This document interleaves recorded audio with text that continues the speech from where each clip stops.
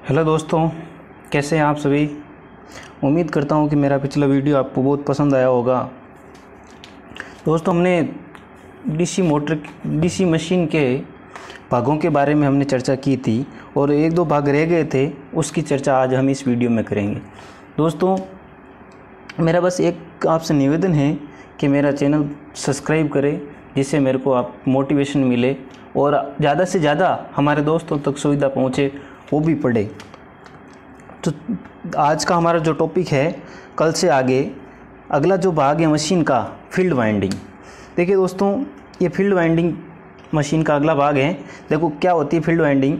Stator में पोल core पर winding लगाकर पोल को उत्तेजित किया जाता है। ये क्या की जाती है फील्ड वाइंडिंग, ये पोल के ऊपर वाइंडिंग की जाए। जैसे पोल होता है, पोल के ऊपर यहाँ पर ये वाइंडिंग की जाती है।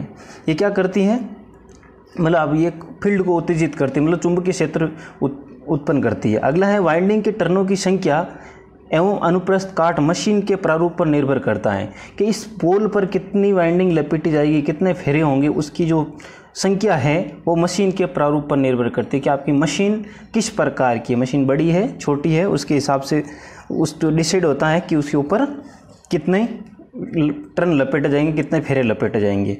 ये होती है फील्ड वाइंडिंग, जो कहाँ की जाती है, पोल पर की जाती है। और सभी पोलों की जो फील्ड वाइंडिंग है आपस में कनेक्ट की कर दी जाए। जैसे यहाँ पर पोल है, यहाँ पर भी पोल है, ऐसे पोल है यहाँ पर, यहाँ से ऐसे लपेट के इधर ला के इधर लपेट दी जाती है ऐसे, फिर यहाँ से बाहर दो वायर बाहर निकाल दी जाती है। इस प्रकार ये फील्ड वाइंडिंग होती है। अब देखो, सबसे इम्पोर्टेंट भाग होता है किसका, आपके डीसी मशीन का। डीसी मशीन का सबसे इम्पोर्टेंट भाग है वो है आर्मेचर।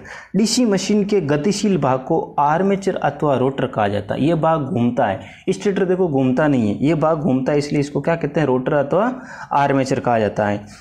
आर्मेचर की कोर देखो 0.3 mm से 0.5 mm मोटी उच्च चुंबकशीलता वाली इस्पात की पत्तियों से बनाया जाता है। आर्मेचर की जो कोर होती है उसको किससे बनाया जाता है, आर्मेचर को बनाने के लिए क्या करते हैं, 3.5 से 0.3 से 0.5 mm मोटी चुंबकशीलता वाली इस्पात की पत्तियां काम में ली जाती। इन पत्तियां क्या करती, इन पत्तियों को ऐसे आपस में जोड़ा जाता है, वो भी किसकी सहायता से, वार्निश लगाते बीच में। देखो, प्रत्येक पट्टियों को वार्निश से विद्युत रोधी बनाया जाता है। प्रत्येक जो ये पत्ती है, इस पर वार्निश लगाया, फिर दूसरी पत्ती जोड़ी, फिर वार्निश लगाया, तीसरी पत्ती, ऐसे जोड़ के एक कोर बना दी जाती है।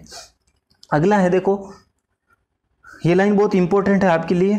जनरेटर के रूप में आर्मेचर को घुमाने पर आर्मेचर वाइंडिंग में विद्युत चुंबकीय बल उत्पन्न होता है। यदि आपका जनरेटर है और उसका जो आर्मेचर वो घूम रहा है तो क्या होता है, आर्मेचर वाइंडिंग में विद्युत चुंबकीय बल उत्पन्न हो जाता है। तो क्या होता है, विद्युत चुंबकीय बल उत्पन्न होता है, जिसके कारण प्रेरित धारा को दिक् परिवर्तक मतलब कंप्यूटर की सहायता से एकत्रित कर बाह्य परिपथ में भेज दिया जाता है। देखो दोस्तों, डीसी मोटर और डीसी जनरेटर की जो बनावट है लगभग सेम होती है।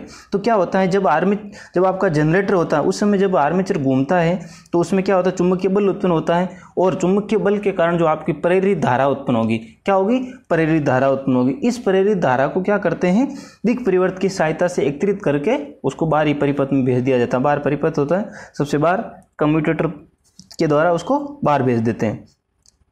अब देखो, जबकि मोटर के रूप में आर्मेचर के चारों ओर लगे पोल में उच्च चुंबकीय क्षेत्र उत्पन्न होता है जब आपकी मोटर काम करती है। देखो, मोटर और जनरेटर में क्या होता है, जनरेटर से हम सप्लाई लेते हैं, जनरेटर से क्या करते हैं, हम प्रेरित धारा को एकत्रित करते हैं, लेकिन जो आपकी मोटर होती है उसको हम क्या करते हैं, बाह्य धारा देते हैं। तो बाह्य धारा देने से क्या होगा कि जो आर्मेचर के चारों ओर जो लगे पोल होते हैं, उन पोलों में क्या होता है, उच्च चुंबकीय क्षेत्र उत्पन्न होता है और आर्मेचर घूमने लगता है। चुंबकीय क्षेत्र उत्पन्न होने से क्या होता है, जो आपका आर्मेचर है वो घूमने लगता है, और आर्मेचर क्या है, घूमने लगता है। आर्मेचर पर दो वाइंडिंग की जाती है। आर्मेचर पर कितनी वाइंडिंग की जाती है, दो वाइंडिंग की जाती है। देखिए, आर्मेचर पर दो वाइंडिंग की जाती है, पहले होती है लेफ्ट वाइंडिंग, दूसरी होती है वेव वाइंडिंग। अब देखो, ये जो आपका चित्र दिख रहा है ये आपके आर्मेचर का है। देखिए, एक बेलनाकार आकृति होती है, ये बेलनाकार आकृति है, जिस पर ये क्या होता है, पट्टियों से, देखो इस बात की पट्टियां हैं आपस में ऐसे, ये पूरी पट्टियां हैं, इनको आपस में मिलाकर बनाया जाता है, बेलनाकार आकृति है। और ये जो ये भाग है इनको बोलते हैं शाफ्ट। क्या बोलते हैं, शाफ्ट बोला जाता है। और एक जो हिस्सा, ये वाला जो हिस्सा है आपको दिख रहा अलग से, ये है आपका कम्यूटेटर। क्या होता है, कम्यूटेटर। और जो ये है खांचे, देखो यहाँ पर क्या की जाती है, वाइंडिंग डाली जाती है। यहाँ पे आपके वाइंडिंग को डाला जाता है। इसको कहते हैं पटलित कोर। क्या होता है, पटलित कोर। ये है आपका आर्मेचर। दोस्तों मैं प्रैक्टिकल का एक वीडियो डालूंगा जिसमें जो डीसी मशीन है उसकी पूरी बनावट और हम भागों की चर्चा करेंगे। जब स्कूल कॉलेज खुल जाएंगे उस समय एक वीडियो आपका प्रैक्टिकल का भी आएगा और हम लाइव भी आएंगे, उसमें आपको सब कुछ बताएंगे। इनके भागों के बारे में हम विस्तृत चर्चा करेंगे और प्रैक्टिकल के साथ में। ठीक है, तो दोस्तों ये था आर्मेचर। अगला जो भाग है वो है मशीन का दिक् परिवर्तक या कम्यूटेटर।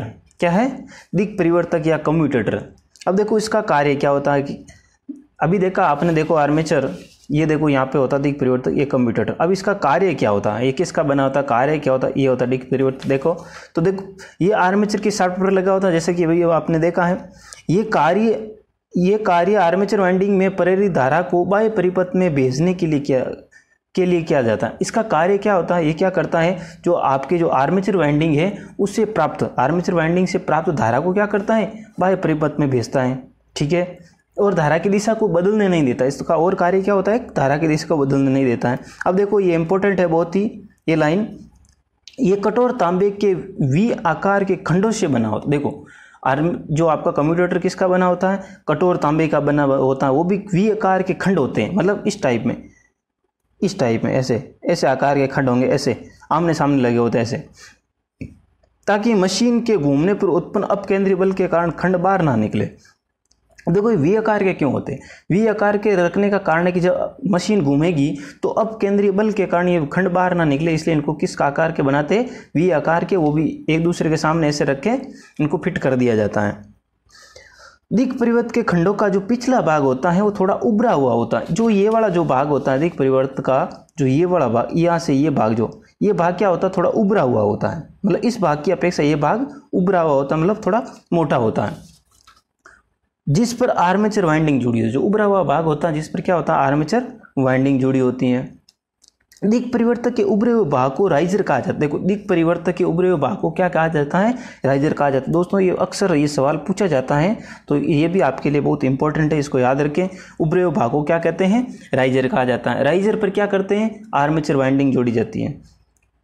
तो ये था दोस्तों जो डीसी मशीन है उनके भागों का हमने चर्चा की थी, विस्तृत चर्चा की थी। अब जो हमारे आगे वाला जो वीडियो आएगा उसमें हम डीसी जनरेटर के बारे में चर्चा करेंगे, जनरेटर के बारे में पूरा पढ़ेंगे। इसी प्रकार हम मशीन को एक एक टॉपिक के द्वारा पूरा कवर करेंगे। मशीन के पश्चात हम पावर सिस्टम क्या करेंगे, हम पावर सिस्टम शुरू करेंगे। मतलब पूरा सिलेबस, जितनी जो भी वैकेंसी जाएगी उसका हम पूरा सिलेबस एक के बाद पश्चात एक करते रहेंगे। दोस्तों आप फिर से निवेदन करता हूं कि मेरे वीडियो को सब्सक्राइब जरूर करें और अपने दोस्तों तक जरूर पहुंचाएं। मिलते हैं अगले वीडियो में।